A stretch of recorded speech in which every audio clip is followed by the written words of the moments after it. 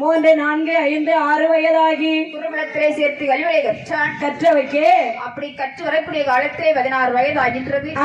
பார்த்தார்கள் அசுரர்கள், நம்முடைய பாதாள நாட்டு அரசாட்சி புரிந்து வர வேண்டும் என்று சொன்னால் அதற்கு ஒரு அரசன் தேவை. நிச்சயமா வேணும். அதற்கு பொருத்தமான ஆள் யாரு? நாடொன்று இருக்குமேனால் நாட்டிற்கு அரசர் வேண்டும், வீடொன்று இருக்குமேனால் வீட்டிற்கு புருஷன் வேண்டும். அரசன் இல்லாத நாடு புருஷன் இல்லாத வீடு வீட்டுக்கு ஆகுமா? பஞ்சாயத்துல ஒண்ணு இருந்ததுன்னா தலைவர் இருக்கணும். பஞ்சாயத்துக்கு பிரசிடென்ட் கண்டிப்பா வேணும். ஊருன்னு ஒண்ணு இருந்துச்சுன்னா ஊருக்கு ஒரு நாட்டாம இருக்கு. நாட்டாம இல்லைன்னா ஒரு வீட்டாமையாவது இருக்கணும். ஒரு குளத்தாமையாவது இருக்கணும். ஐயோ கொய்யால நாட்டாமனா தர்ம வேர்த்தான். அப்படியா? அதுவும் நம்ம அண்ணாச்சி கோபாலனார் மாதிரி ஒரு ஆள் இருந்தா எப்படி இருக்கும்? ஐயோ வீட்டாமனா நீங்க நாட்டாமனா கோவாலடா மத்தி பேசுங்க.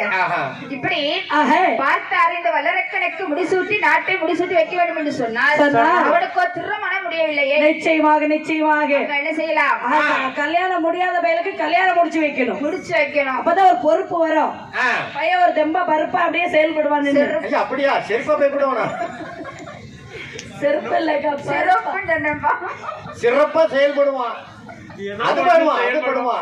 என்று சொல்லி பார்த்தார்கள் இந்த நாட்டு மக்கள் எல்லாரும். பார்த்தால் தாயான பிரம்மக்கனியானவள் அப்பா மகனே வெள்ளரக்கா, அம்மா தாயே, அம்மா உனக்கு அழகான பெண் பார்த்து வச்சிருக்கேன்ப்பா. நல்ல பிள்ளையா பாருங்கம்மா. அழகான பிள்ளை, பிள்ளை சொல்ல முடியாத அழகா இருப்பா. அப்படியே சுண்டுனா ரத்தம் வருமாமா? சுண்டுற ரத்தம் அப்படியே தெரிக்கும். உதட்டுல சாயம் பூசுவோமாமா? உதட்டுல சாயம் பூசுற பிள்ளை எல்லாம் வேண்டாம், அது நல்லா இருக்காது. நல்ல பிள்ளையா இருக்கணும். அழகுதான் என்னைக்குமே அழகா இருக்கும். அப்படியா? ஆமா, அந்த மாதிரி நல்ல அழகா இருக்கா? அழகான பிள்ளை இருக்கா. யாருமா அந்த பொண்ணு? யார் தெரியுமா?